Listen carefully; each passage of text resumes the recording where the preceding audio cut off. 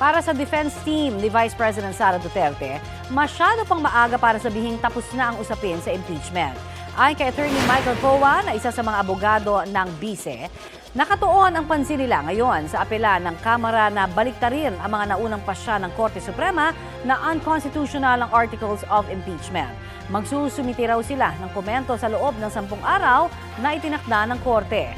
Bago naman magpasya ang Senado na i-archive ang impeachment case, iginiit ng Malacanang na hindi panghihimasukan ng Pangulo ang anumang development sa impeachment. Iginagalang daw ng Pangulo ang desisyon ng Senado pati ang naunang desisyon ng Korte Suprema.